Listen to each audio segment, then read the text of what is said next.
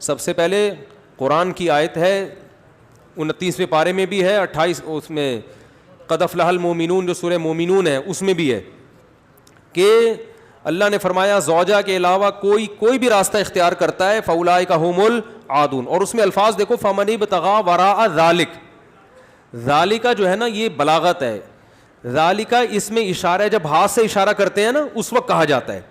گویا اللہ تعالیٰ آپ کو آپ کی زوجہ کی طرف اشارہ کر کے کہہ رہے ہے کہ یہ جو بیوی ہے نا, بیوی کے یہ والا آپشن, اس کے علاوہ آپ کے پاس کوئی دوسرا آپشن نہیں ہے. اشارہ کر دیا. اس میں اور بلاغت ہے کہ یہ اسی میں بند ہے, آپ کے پاس اپنی خواہش پوری کرنے کے باقی تمام دروازے بند. وراء ذلک اللہ نے فرمایا یہ جو راستہ میں بیان کر رہا ہوں, یہ اشارہ کر دیا, الا علی ازواجہم او ما ملکت ایمانہم. تو بہت زیادہ غلو ہے اس آیت میں, مبالغہ ہے یہ بتانے کے لیے کہ تمام راستے اس کے علاوہ بند ہیں. دوسرا قرآن میں سورہ نور کی جو آیتیں ہیں وَلْيَسْتَعْفِفِ الَّذِينَ لَا يَجِدُونَ نِكَاحًا, جو نکاح نہیں پاتے, موجود نہیں پاتے نکاح, انہیں چاہیے کہ پاک دامنی کے ساتھ رہیں. وہ یہاں بھی ہے. اور نکاح موجود نہ پانے کا مطلب کیا ہے کہ آپ کی مالی حیثیت ایسی ہے کہ اس کے حساب سے آپ کو کوئی رشتہ دینے کے لیے تیار نہیں ہے. تیسری آیت 5ویں پارے کی ابتدائی آیتیں ہیں, اس میں اللہ نے فرمایا کہ جو آزاد عورت سے نکاح کی طاقت نہیں رکھتا وہ کسی کی باندی سے نکاح کر لے. تو اب باندیاں تو نہیں ہیں, مطلب قرآن کا حاصل یہ ہے کہ اپنا معیار نکاح میں گرا دے, نقصان کرے اپنا, کوئی بات نہیں ہے, لیکن پھر بھی دوسرے راستے ان کو اختیار نہیں کر سکتا. تو اس لیے اگر آپ کے پاس پیسے نہیں ہیں, کوئی نکاح کے لیے تیار نہیں ہے, اپنا معیار آپ گرائیں, آپ کو دوسرے راستوں ہینڈ پریکٹس اور اس جیسے بے حیائی کی آپ کو اجازت, نہ زنا کی طرف نہ کسی اور راستے کی طرف جانے کی اجازت ہے. یہ تیسری دلیل ہو گئی کہ نکاح کا معیار آپ کو گرانا پڑے گا اپنا. اور رہا یہ مسئلہ کہ یہ کیسے ہو سکتا ہے, میرا تو اسٹینڈرڈ ہے, تو بھائی دنیا کو مسافر خانہ سمجھو, تو اسٹینڈرڈ گیا تیل لینے, ٹھیک ہے نا, اچھے سے اچھے کی تلاش کریں لیکن برائی سے تو اچھا ہے نا.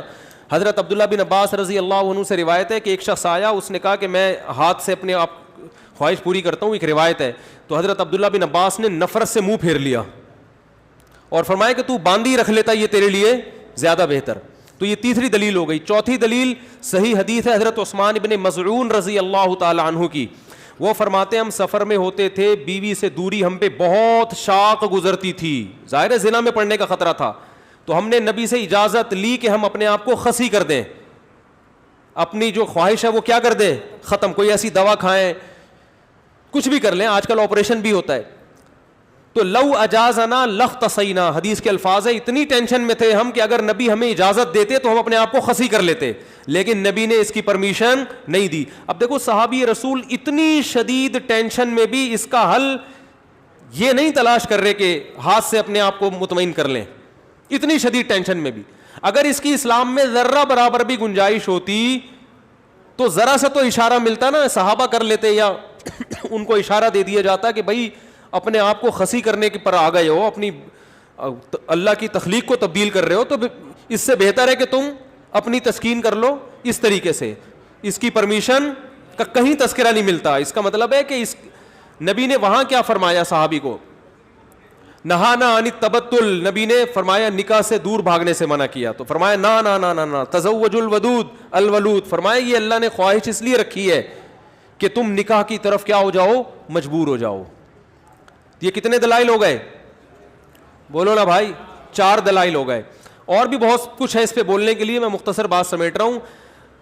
اصل میں لوگ جو یہ کہتے ہیں نا کہ یار ہم مجبور ہیں تو کیا کریں ہم, یہ تو خواہش اتنی جب مسلط ہو جاتی ہے ہمارے اوپر, یہ تو اس سے جسم کو بھی نقصان ہوتا ہے, مینٹلی بھی آدمی ڈسٹرب ہوتا ہے. تو یاد رکھو یہ اللہ نے آپ پر اتنی زبردست خواہش اس لیے مسلط کی ہے تاکہ آپ نہ چاہتے ہوئے بھی شادی پر مجبور ہو جائیں, اور شادی میں فطرت آپ کے دلائل ماننے کے لیے تیار نہیں ہے. یہ جو آتے ہیں میرے پاس پیسے نہیں ہے تو ایکچولی ابھی ایجوکیشن, ایکچولی ابھی یہ, فطرت اس چیز سے متاثر نہیں ہے. فطرت کہتی ہے آپ کے دلائل کیا ہیں, غلط ہیں. اگر یہ اللہ مسلط نہ کرتے نا مردوں پہ یہ شہوت, تو میرا خیال ہے کوئی 70 سال میں جا کے بھی لوگ شادی نہ کرتے. تو قدرت کا ایک نظام ہے, قدرت ایک سسٹم کے تحت لوگوں کو چلانا چاہتی ہے. اس کا فائدہ یہ ہوگا کہ آپ نہ چاہتے ہوئے کم خاندان کی لڑکیوں سے شادی پر مجبور ہوگے, ان کو گھر ملے گا. اگر مجزنی کی اجازت دے دی جائے, مجھے تھوڑی لینگویج صاف استعمال کرنی پڑ رہی ہے, بہت معذرت, مجبوری ہے. اگر اس کی اجازت دے دی جائے تو لوگ نکاح میں کیا کریں گے؟ تاخیر. نقصان کس کا ہوگا؟ لڑکیوں کا. لڑکیاں بھی پھر ہینڈ پریکٹس کریں گی جو کہ کر رہی ہیں, وہ بھی مجبور ہوں گی. تو اسلام نے آپ پر, اللہ نے آپ کے اوپر یہ شہوت اسی لیے مسلط کی ہے کہ یہ آپ کا یہ آپشنل نہیں رہے نکاح, بلکہ آپ کی باڈی کی ریکوائرمنٹ بن جائے کہ بھئی یہ تو کرنا ہی کرنا ہے. اور اس کا فائدہ کس کو ہوگا؟ عورت کو. بات آ رہی ہے سمجھ میں؟ اس کا گھر بسے گا. تو اگر اس کی اجازت دے دی جائے, بھئی ایجوکیشن کا ہے, ابھی تو تعلیم ہے, ابھی تو ایکچولی تو نتیجہ لڑکیوں کا کیا ہوگا؟ بیڑا غرق ہوگا, جو کہ ہو رہا ہے. آپ کہہ سکتے ہیں وہ بھی تعلیم حاصل کریں, ہم بھی حاصل کریں, تو بات یہ کتنی تعلیم حاصل کر لیں گی؟ اور اگر کر بھی لیں گی تو فطرت کا کوئی آلٹرنیٹ نہیں ہوتا, نیچر کا متبادل نہیں ہے. جو چیز آپ کی باڈی کی ریکوائرمنٹ ہے اس کو بہرحال پورا کرنا ہے. دیکھو اگر آپ کے پاس ایجوکیشن کی وجہ سے کھانے کا ٹائم نہیں ہے, آپ مصروف ہیں جس کی وجہ سے کھانے کا ٹائم نہیں ہے, تو کیا پیٹ آپ کو بھوک لگانا چھوڑ دے گا؟ ہے بھائی؟ یا کوئی ڈاکٹر یہ فتویٰ دے دے گا کہ چونکہ آپ کے پاس کھانے کا ٹائم نہیں ہے لہذا آپ اگر نہیں بھی کھائیں گے تو صحت کو نقصان نہیں ہوگا؟ کوئی بھی سمجھدار ڈاکٹر ہوگا وہ کہے گا بھائی آپ کے پاس ٹائم ہو یا نہ ہو آپ کے باپ کو بھی کھانا پڑے گا, کھانا پڑے گا آپ کو, ورنہ باڈی کا نقصان ہوگا. تو یاد رکھو, جس طرح روٹی ضروری ہے مرد کے لیے اسی طرح عورت, اور عورت کے لیے اسی طرح مرد ضروری, باڈی کی ریکوائرمنٹ ہے. تو اسلام چونکہ نیچر کے خلاف نہیں چلاتا آپ کو, اس لیے اسلام نے تمام راستے بند کر دیے خواہش پوری کرنے کے, کیونکہ وہ سارے ان میں سے کوئی بھی نیچرل نہیں ہے. صرف ایک ہی نیچرل ہے کہ مرد کا کانٹیکٹ عورت سے اور عورت کا مرد سے, اس کے علاوہ کوئی نیچرل نہیں ہے. ہاں ایک آخر میں بات ضرور کہوں گا. ڈاکٹر ذاکر نائک صاحب اللہ ان کی عمر میں برکت دے, انہوں نے یہ کہا ہے کہ زنا سے بچنے کے لیے اگر کوئی یہ عمل کرتا ہے تو شاید مستحب ہو.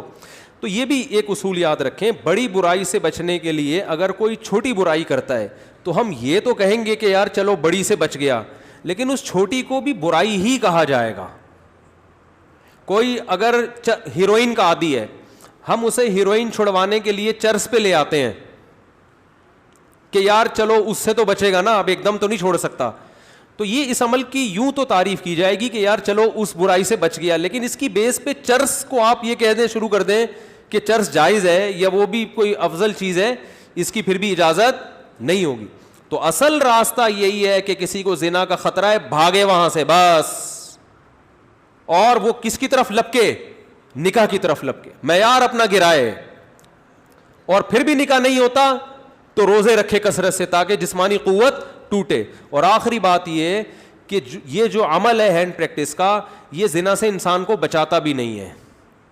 یہ بھی 100% غلط ہے کہ اس کے کرنے سے آدمی زنا سے بچ جاتا ہے, کیونکہ اس میں آدمی کی ڈیزائر پوری طرح پوری نہیں ہوتی, اس کی ٹھڑک بڑھتی ہے, کم نہیں ہوتی.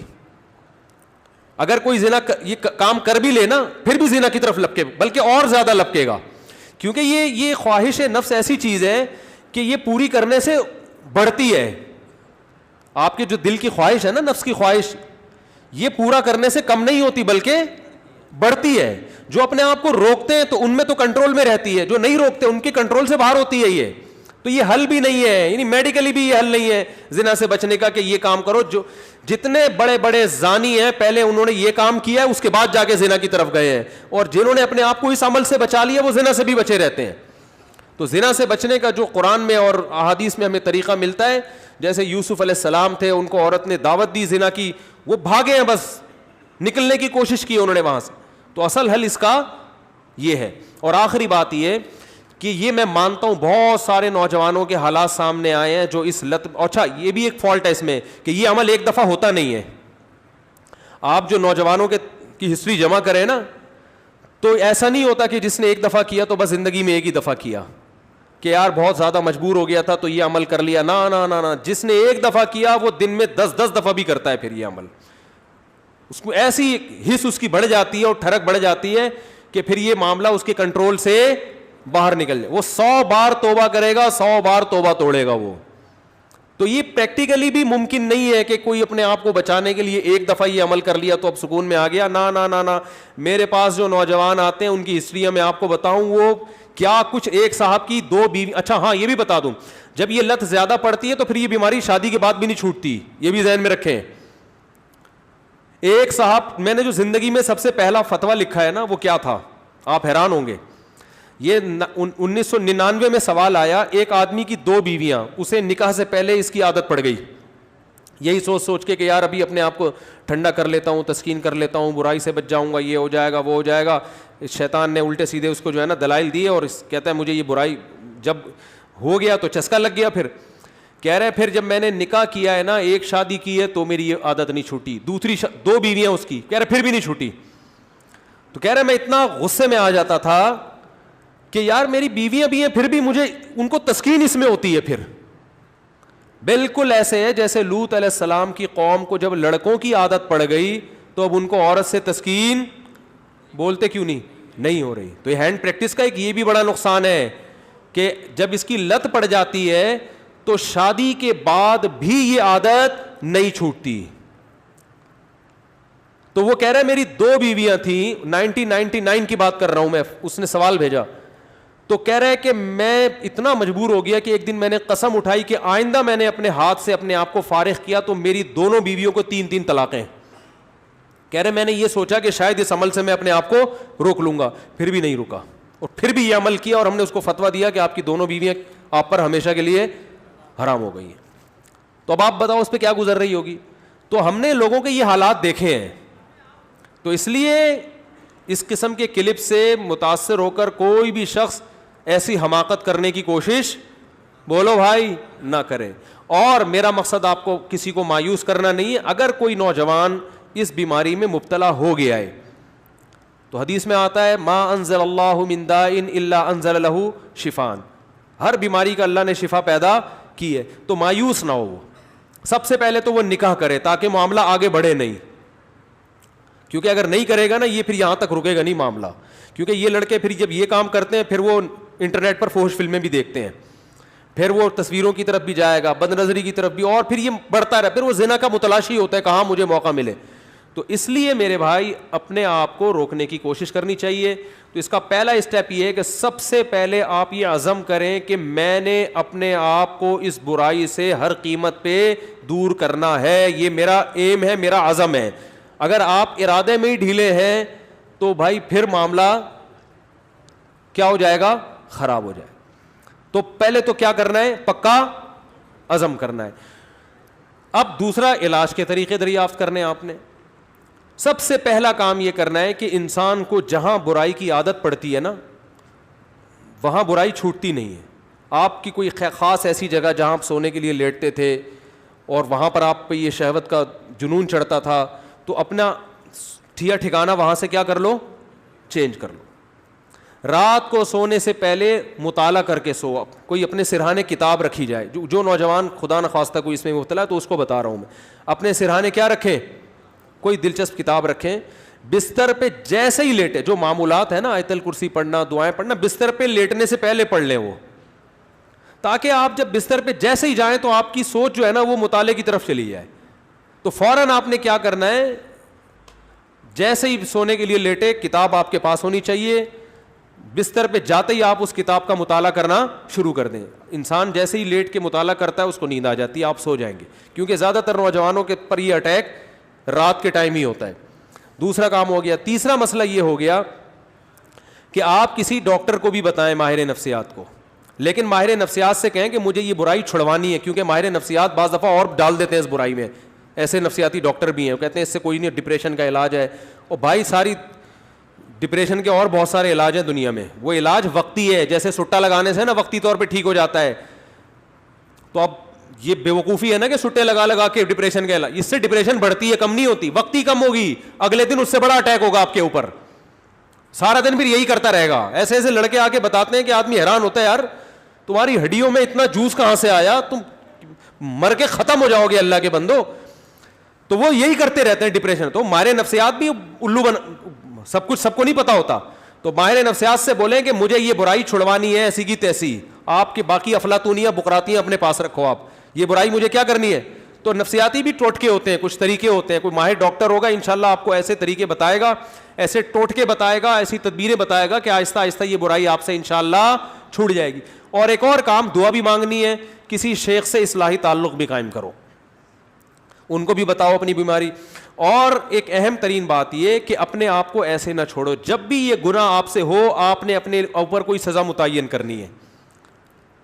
2 روزے 3 روزے یا 1 روزہ یا 1 ہفتے کا روزہ, یہ سزا دینی ہے اپنے آپ کو. وہ ہر آدمی کا کے حساب سے مختلف ہوتی ہے. صدقہ بھی کرنا ہے, تاکہ اس کا فائدہ یہ ہوگا کہ دیکھو یہ ایک دم نہیں چھوٹتا گناہ, یہ آہستہ آہستہ ہی چھوٹے گا. اس لیے مایوس نہیں ہونا کہ اتنے سارے ٹوٹکے اختیار کیے پھر گناہ ہو گیا, تو پھر شیطان مایوس کرتا ہے, بھائی تیرے بس کا کام نہیں ہے. کوئی بات نہیں یار, ٹھنی اس سے ہے دشمنی عمر بھر کی, کبھی وہ دبا لے کبھی تو دبا لے. شیطان کو حضرت مظلوم نے فرمایا کہ کبھی شیطان تجھے پٹک دے گا نیچے, کبھی کبھار تو بھی تو شیطان کو پٹکے گا نا, تو پھٹا چلتا رہے گا قیامت تک, کوئی مسئلہ نہیں ہے.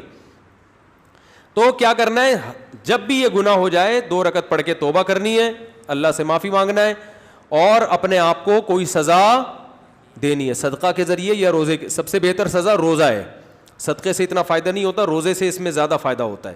تو روزہ رکھے, کیونکہ نفس کو خوش کیا ہے, تو اپنے نفس کو جب تکلیف دے گا بھوکا پیاسا رکھ کے, تو یہ اس میں نفس کو جو ہے نا, آپ کے جو دل ہے اس کی چاہتوں کو چترول لگتے ہیں ٹائٹ طریقے سے روزہ رکھنے سے. تو اپنے من کو خوش کیا نا اس نے حرام طریقے سے, تو روزہ رکھ کے اپنے من ہی کو ٹینشن دے گا یہ.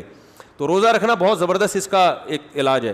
تو کیا کرنا ہے, جب بھی یہ جرم ہو جائے تو روزہ رکھ کے اس کی تلافی کرنی ہے. اس کا پھر نہیں بھی چھوٹتا تو ٹینشن نہیں لینی, آپ نے اپنے قوائف پورے کر دیے. اور آخری بات یہ کہ روزانہ ایکسرسائز کا معمول بناؤ. جب آپ صبح جاگنگ کرو گے, شام کو جم جاؤ گے, تو پھر آپ دیکھو گے ڈولے شولے نکل رہے ہیں اور جناب طاقت آ رہی ہے, تو نفسیاتی طور پر انسان پھر غیر اخلاقی سرگرمیوں سے دور ہو جاتا ہے خود بخود, کہ یار میں ایک طرف اتنا اپنی باڈی کا خیال کر رہا ہوں, اسی طرف اپنی صحت کو برباد کر رہا ہوں میں, ہے بھائی. اب میری ساری انرجی جو یوٹیلائز ہو رہی ہے تو ناجائز چیزوں میں ہو رہی ہے.